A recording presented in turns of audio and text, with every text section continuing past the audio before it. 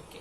Students, now we see the topic types of ovule. What is types of ovule? We see the topic types of ovules. Okay.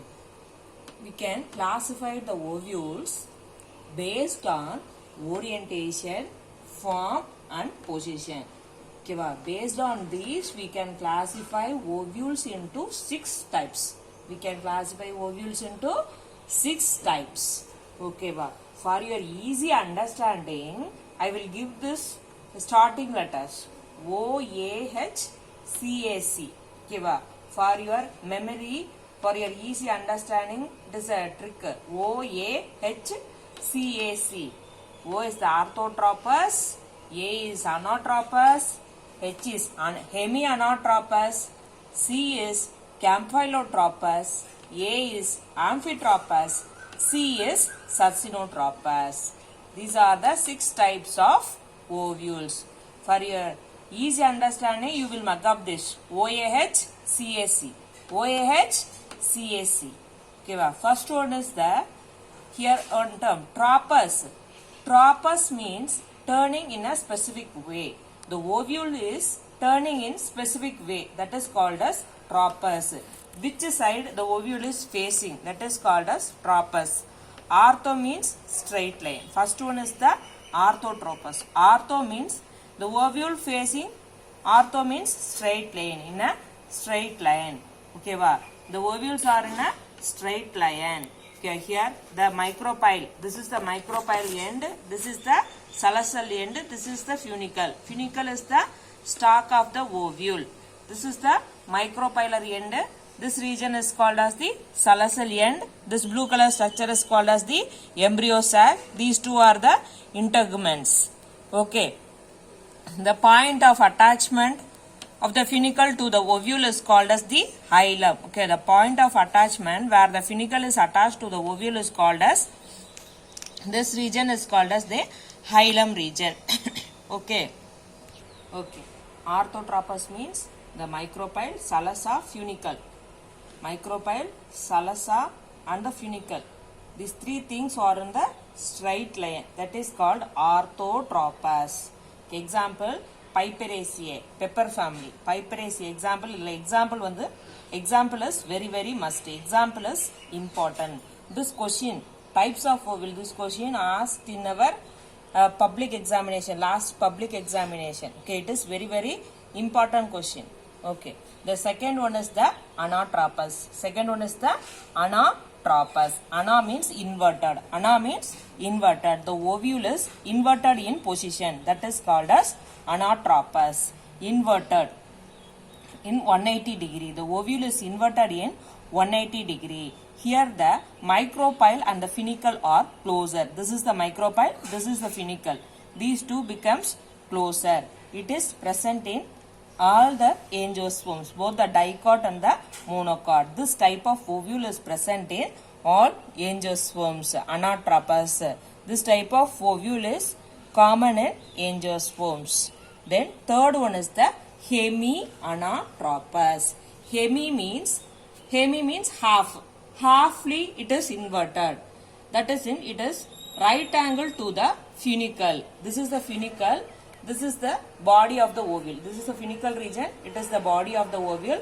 It is right angle to the funicle. That is called as hemianatropous. Halfly inverted. That is right angle to 90 degree. The body of the ovule is right angle to the funicle.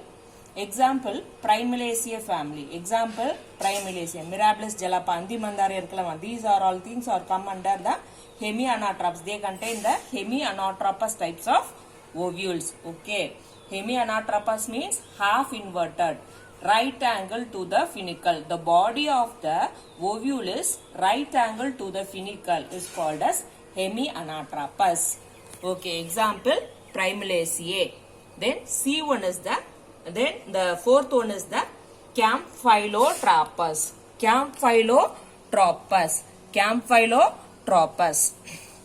Campylotropous means the micropyle end is curved. Here the micropylar end is curved. The ovule is bean shaped. Okay, this micropylar end is curved. Yeah, so this also in 90 degree, but this micropylar end is tilted. It is curved. This embryo sac is also bean shaped. This embryo sac is this ovule is in a bean shaped. This MCH, micropylar region, salazal region, hilum region are adjacent. Adjacent means here is the funicle, this is the hilum, here is the micropylar end. Okay, likewise my funicle, hilum, micropylar, and then this is the salazal end. These are in the adjacent side. These are in the adjacent side. Like this manner is called as the adjacent. Example, leguminosae, legume plant, pea plant, patani chedi irukkalama. These are all come under the, they have a Campylotropous type of ovules. Here the micropylar end is curved, the ovule is bean shaped, the micropyle, salazal and the hilum regions are adjacent. It is present in Leguminaceae family. Campylotropous plincher. This is important term. Bean shaped ovule. It contains a bean shaped ovule. The micropylar end is curved. This is the important terms you must write. Then the fifth one is the Amphitropous. Fifth one is the amphi. We know amphi, the meaning is both. Amphi means both. In the micropylar end and the salazal end, the embryo sac is extended. Amphitropous. The embryo sac looks like horseshoe shaped. It look like, this term is very, very important. It is the embryo sac, the nucellus is look like a horseshoe shaped, otherwise U shaped. The distance between the hilum and the salazar is less. This is the hilum region, this is the salazal region. The distance between the hilum and the salazar is very less. Example, Alismataceae. The papaver family, papaver somniferum is there, no? Poppy plant, Kasakasa chedi. These have a, they have a Amphitropous type of ovules. It is transversely present. The ovule is transversely present. The shape is horseshoe shape. The distance between the hilum and the salazar is very, very less. It is present in Alismataceae family.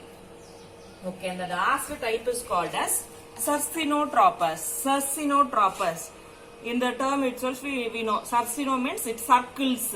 Circles. Coiled ovule is present. Here the coiled ovule is present. It is coiled around 360 degrees. It is coiled. The funicle is very long. Here the funicle is very long. It coiled the ovule.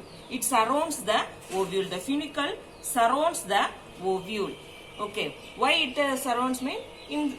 Just for protecting. Just for protecting the ovule, it forms like this. It is present in Cactaceae family. It is present in cactus. Okay. Example